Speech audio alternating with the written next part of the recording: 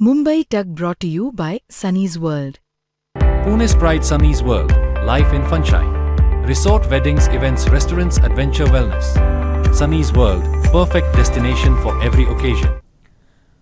महाराष्ट्रामध्ये पुन्हा एकदा कुरघोडीचं राजकारण सुरू झालेलं आहे अशी चर्चा राजकीय वर्तुळात रंगलेली आहे आणि त्याचं कारण आहे ते म्हणजे की महाराष्ट्र शासन कामकाज नियम 2026 लागू करून मुख्यमंत्र्यांना सर्वाधिकार हे मंत्रिमंडळामध्ये देण्यात आलेले आहेत आणि या माध्यमातून आपल्या मित्रपक्षांवर आणि त्याचबरोबर मंत्रिमंडळातल्या इतर मंत्र्यांवर वचक ठेवण्यासाठीचा प्रयत्न हा केला जातो आहे किंवा करण्यासाठीच हा नियम लागू करण्यात आलेला आहे असं म्हटलं जातं आहे। अर्थात या सगळ्याच्या मागे काही पार्श्वभूमी सुद्धा आहे ती आपल्याला समजून घ्यायची आहे आणि महत्त्वाचं आहे ते म्हणजे की हा जो बदल केलेला आहे मुख्यमंत्र्यांना सर्वाधिकार दिलेले आहेत म्हणजे काय केलेले आहेत हे आपल्याला समजून घ्यायचं आहे। तर सगळ्यात आधी आपण हे समजून घेऊयात ते म्हणजे की या महाराष्ट्र शासन कामकाज नियम 2026 मध्ये जे लागू करण्यात आलेला आहे त्यात नेमकं काय करण्यात आलेलं आहे, असे कुठले अधिकार आहेत जे मुख्यमंत्र्यांना देण्यात आलेले आहेत। ग्राफिक्सच्या माध्यमातून सगळ्यात आधी तर आपण हे समजून घ्यायचे आहे। तर मुख्यमंत्र्यांना सर्वाधिकार असं याच्यात म्हटलेलं आहे ज्याच्यानुसार सार्वजनिक हितासाठी मुख्यमंत्री कोणत्याही मंत्र्याचा निर्णय बदलू किंवा रद्द करू शकतील असा अधिकार मुख्यमंत्र्यांना मिळालेला आहे। मुख्यमंत्र्यांना निर्णय बदलाची लेखी कारणं मात्र त्यासाठी नक्की द्यावी लागणार आहेत। त्या पुढच्या ग्राफिक्सकडे जाऊयात आपण। मुख्यमंत्री कोणत्याही विभागाची फाईल कागदपत्र मागवू शकतील, अगदी कोणत्याही विभागाची।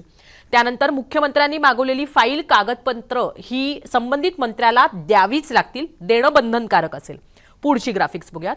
मुख्य सचिव कोणत्याही विभागाच्या सचिवांकडून आवश्यक कागदपत्र मागवू शकतील आणि नवीन कायद्यात बदल नियम करण्यापूर्वी त्याचा मसुदा हा विधी आणि न्याय विभागाकडे तपासणीसाठी पाठवावा लागेल प्रत्येक मंत्र्याला, असा बदल करण्यात आलेला आहे। केंद्र आणि राज्य सरकारशी वाद होण्याची शक्यता असलेल्या निर्णयाची माहिती मुख्यमंत्री आणि राज्यपालांना आधी द्यावी लागेल किंबहुना तातडीने द्यावी लागेल।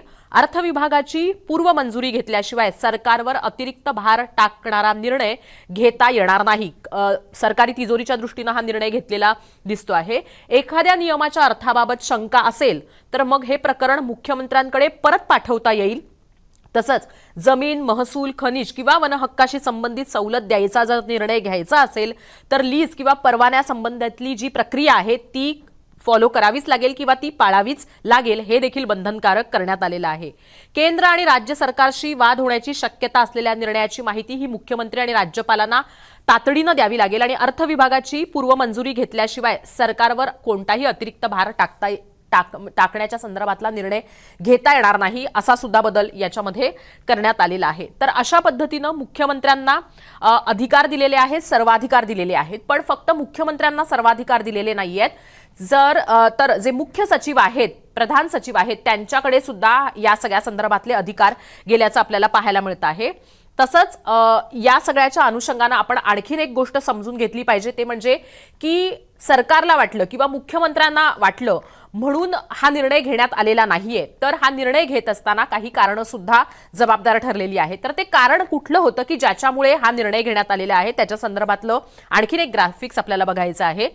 तर झालं असं होतं ते म्हणजे की 2022 मध्ये त्यावेळेचे जे मुख्यमंत्री होते एकनाथ शिंदे, ते चंद्रपूर जिल्हा मध्यवर्ती बँकेची जी पदभरतीचा जो निर्णय आहे तर त्या निर्णयावर उच्च न्यायालयाच्या नागपूर खंडपीठाने आक्षेप घेतला होता आणि हा आक्षेप घेतल्यानंतर पुढची स्लाइड, मंत्र्यांचा निर्णय बदलण्याचा त्यात हस्तक्षेप करण्याचा अधिकार हा मुख्यमंत्र्यांना नाही असं त्यावेळेस न्यायालयानं स्पष्ट केलं होतं आणि त्यानंतर मग अशा पद्धतीनं मुख्यमंत्र्यांना म्हणजे हे जे कोर्टामध्ये नागपूर खंडपीठाने सांगितलं होतं त्याच्यानंतर या निकालाची दखल घेत म्हणून मग सरकारनं शासन कामकाज निर्णयामध्ये बदल करण्याची किंवा सुधारणा करण्याचा निर्णय घेतला आणि मुख्यमंत्र्यांना हस्तक्षेप करता यावा किंवा मुख्यमंत्र्यांचा हस्तक्षेप असावा यासाठीचे जे अधिकार आहेत ते मुख्यमंत्र्यांचे अधिकार अधिक स्पष्ट केलेले आहेत असं सध्या सरकारतर्फे सांगण्यात येत आहे। अत्यंत महत्त्वाचा निर्णय हा सरकार दरबारी घेण्यात आलेला आहे, पण या माध्यमातून मुख्यमंत्री आणि मुख्य सचिव यांना सर्वाधिकार देण्यात आलेले आहेत असं म्हटलं जात आहे। पण चर्चा जी होते आहे किंवा जो वादाचा विषय ठरतो आहे तो काय आहे तर मुख्यमंत्र्यांना सर्वाधिकार देण्यात आलेले आहेत आणि त्याच्यावरच राजकीय कुरघोडी केली जात आहे किंवा राजकीय कुरघोडी करण्याचा हा प्रयत्न आहे असं चर्चा ही राजकीय वर्तुळामध्ये सुरू झालेली आहे. याच्याबद्दल आपण समजून घेऊयात. ऋत्विक भालेकर माझा सहकारी आपल्याशी जोडला गेलेला आहे. ऋत्विक, मुख्यमंत्र्यांना हे सर्वाधिकार दिलेले आहेत. त्याचबरोबर जर आपण पाहिलं तर जे मुख्य सचिव आहेत त्यांना सुद्धा हे अधिकार दिलेले आहेत. पण मग सरकार चालवण्यासाठी किंवा मग सत्ता टिकवण्यासाठी हे बदल करण्यात आलेले आहेत का, आणि असं का म्हटलं जातंय? अर्थात ज्यात आपण पाहतोय की महाराष्ट्र रूल्स ऑफ बिझनेस 2026 हा जो नवीन कायदा त्याच्यामध्ये अमेंडमेंट करण्यात आलेली आहे. यापूर्वी सुद्धा मुख्यमंत्र्यांना ऑटोनॉमस पॉवर्स होत्या.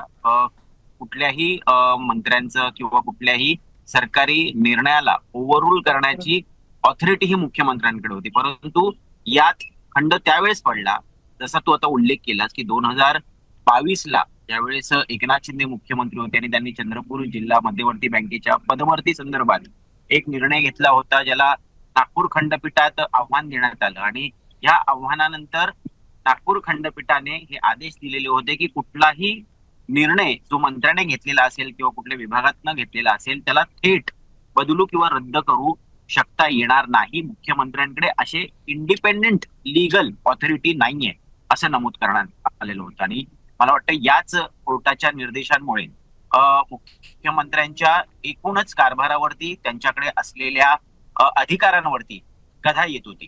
आता ज्यावेळेस महाराष्ट्र रूल्स ऑफ बिझनेस 2026 हे नव्यानं अमेंड करण्यात आलं, अपडेट करण्यात आलं, त्यावेळेस सगळ्यात प्रमुख गोष्ट जी अधोरेखित होती ती म्हणजे मुख्यमंत्र्यांना मिळालेले सर्वाधिकार.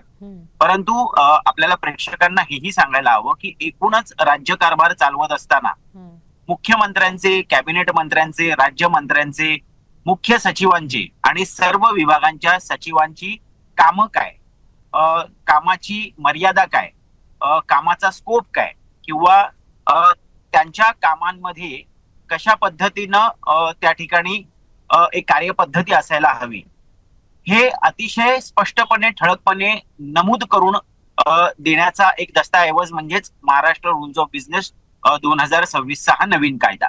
आता याची जी अधिसूचना नुकतीच आलेली आहे 14 ऑगस्ट रोजी, 15 ऑगस्टच्या एक पूर्वसंध्येला हे जाहीर करण्यात आलं.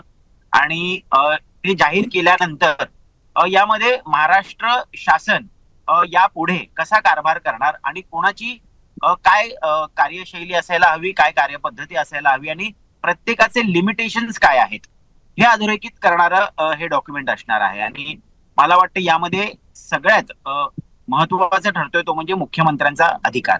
आता मुख्यमंत्र्यांना यामध्ये असे अधिकार देण्यात आलेले आहेत जे यापूर्वी कुठेतरी एक प्रघात होता, मानलं जायचं की मुख्यमंत्र्यांना सर्वाधिकार आहे, परंतु कोर्टाच्या या निर्णयामुळे त्याला कुठेतरी कात्री बसलेली.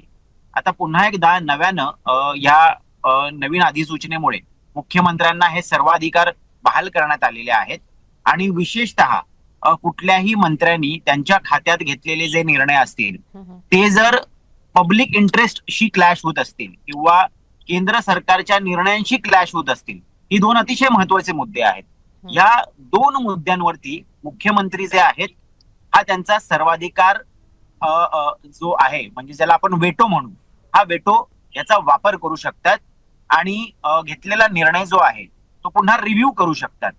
त्यामध्ये आढळलेल्या ज्या बाबी आहेत ज्याच्यामुळे भविष्यात कुठेतरी पब्लिक इंटरेस्ट किंवा केंद्राच्या निर्णयाशी जर काही संघर्ष होणार असेल, जर काही क्लॅशेस होणार असतील तर ते बदलू शकतात किंवा तो मग पूर्णपणे रद्द करू शकतात किंवा स्टे करू शकतात. आता हे करत असताना मुख्यमंत्र्यांना सर्वाधिकार जरी दिलेले असले तरी हे करण्यामागची नेमकी कारणं काय आहेत, प्रशासकीय कारणं काय आहेत, त्यामध्ये सोशल कारणं काय आहेत, हे नमूद करणं अत्यंत गरजेचं आहे. आणि हे लेखी स्वरूपात त्यांना मुख्य सचिवांना त्या मंत्र्याला त्या मंत्र्यांच्या सचिवांना, त्या विभागांच्या सचिवांना लिखित स्वरूपात ते द्यावं लागणार आहे, जेणेकरून ही कार्यपद्धती आणखीन ट्रान्सपरंट असेल. म्हणजे मुख्यमंत्र्यांनी सुद्धा त्यांना असलेल्या या व्हेटो पॉवरचा कुठेतरी गैरवापर होऊ नये याची ही काळजी मला वाटतं निश्चित या अधिसूचनेनुसार करण्यात आलेली आहे.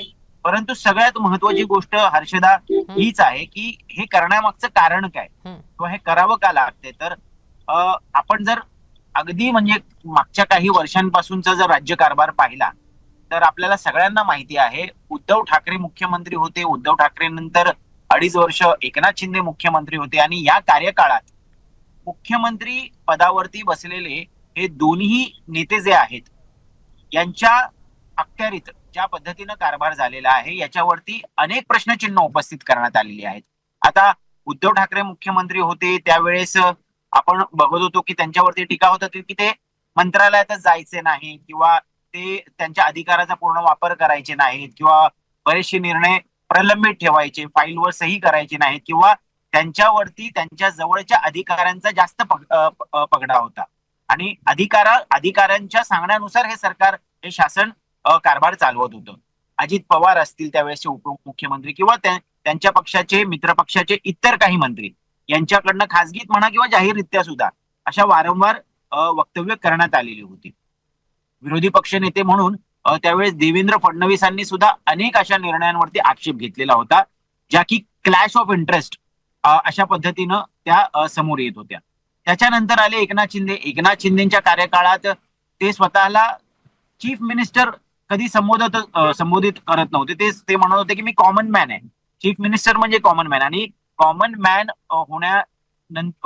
स्वतःला मांडल्यानंतर जो धडाका त्यांनी लावला जनहिताच्या दृष्टीने ज्या योजना आणल्या ज्या पद्धतीचे निर्णय घेण्यात आले म्हणजे अगदी काही उदाहरणं द्यायची झाली तर मेट्रोचं काम जे ठाणे घोडबंदर इकडे सुरू होतं त्यामध्ये अशा पद्धतीनं काही निर्णय घेण्यात आलेले होते की ज्याला हायकोर्टात नंतर संबंधित कंपनीने चॅलेंज केलेलं होतं आणि कोर्टाने कडक ताशेरे ओढलेले होते की अशा पद्धतीचे एककल्ली निर्णय कसं काय सरकार घेऊ शकतं किंवा नियमबाह्य पद्धतीने अयोग्य पद्धतीने किंवा बेदरकार पद्धतीने अशा पद्धतीनं कारभार सरकार कसं काय चालवू शकतं.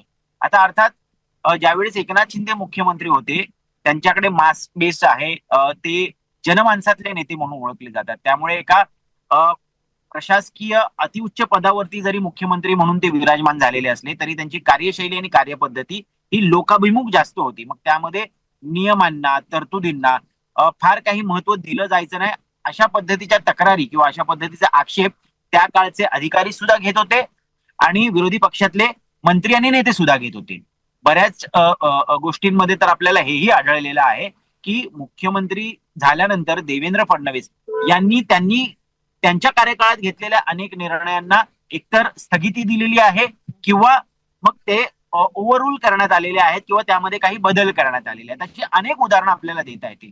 सगळ्यात महत्वाचं उदाहरण मला वाटतं पीडब्ल्यूडी किंवा काही योजना अशा आहेत ज्याची कंत्राटदारांना जी बिलं निघायला हवी आहेत ती बिलं अजूनही थकीत आहेत आणि ती जवळपास आता 90,000 कोटींच्या घरात जाऊन पोहोचलेली आहेत आणि ते दिवसेंदिवस वाढतच आहेत. आणि ही बिलं का थकलीत? कारण त्यावेळेस त्या कंत्राटदारांना कामं देण्यात आली, त्यांची टेंडर निघाली. टेंडर निघाल्यानंतर त्याचे वर्क ऑर्डर निघाले आणि एकदा का वर्क ऑर्डर निघाली हर्षदा की ते काम अधिकृतरित्या एखाद्या कंत्राटदाराला किंवा ठेकेदाराला हे दिलेलं आहे असं शासन दरबारी त्या ठिकाणी मानलं जातं.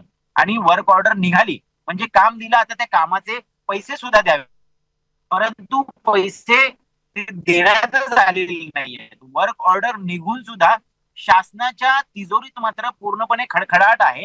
पैसे नसताना अशा पद्धतीच्या वर्क ऑर्डर निघालेल्या आहेत आणि त्याच्यामुळे कुठेतरी ही थकबाकी जी आहे इतकी कंपाऊंड झालेली आहे ज्याच्यामुळे शासनाच्या तिजोरीवरती सुद्धा मोठ्या प्रमाणात भार वाढलेला आणि कर्ज वाढलेला आपल्याला पाहायला मिळतं. तर असे अनेक नियमबाह्य किंवा बेदरकार निर्णय त्या काळात झालेले आहेत आणि आता हे जर सगळं पूर्वपदावर आणायचं असेल किंवा शासनाची तिजोरी जर आपल्याला आता वाचवायची असेल तर अशा पद्धतीचे काही वेटो पॉवर जे आहेत हे मुख्यमंत्र्यांना बहाल केल्याशिवाय त्या ठिकाणी गत्यंतर नाहीये.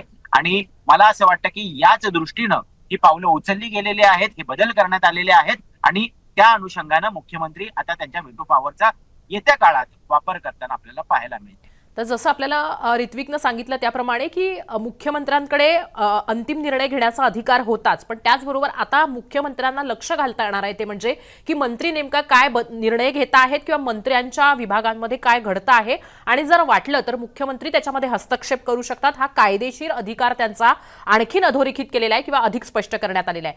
पण एक प्रकारे आपण असं म्हणूयात की याच्याही आधी मुख्यमंत्री होऊन गेलेले आहेत, याच्याही आधी तिजोरीवर भार होता, याच्याही आधी अनेकदा घेतलेल्या निर्णय बदलावे लागले किंवा बदलण्यासाठीची वेळ आलेली आहे. पण आत्ता हे केलं गेल्यामुळे असं म्हटलं जात आहे ते म्हणजे की मंत्र्यांवर वचक ठेवण्यासाठी, राजकीय मित्रांवर वचक ठेवण्यासाठी किंवा सत्तेतल्या मित्रपक्षांवर वचक ठेवण्यासाठी आणि त्यांच्यावर कुरघोडी करण्यासाठी हा निर्णय घेण्यात आलेला आहे. तर यात किती तथ्य आणि कशा पद्धतीने याच्याबद्दलची चर्चा सुरू आहे ऋत्विक? अर्थात ज्यावेळेस आपण म्हणजे युतीचं सरकार चालवत असतो आणि तेही 3 पक्षांच्या महायुतीचं सरकार ज्यावेळेस चालवत असतो, ज्यावेळेस शासनाचा कारभार किंवा गाडा हाकत असतो, त्यावेळेस आपल्याला प्रचंड अडथळ्यांची शर्यत पार करावी लागते. आपल्याला अनेक त्या ठिकाणी मतमतांतर असतात, मतभेद असतात, त्याला सामोरं जावं लागतं.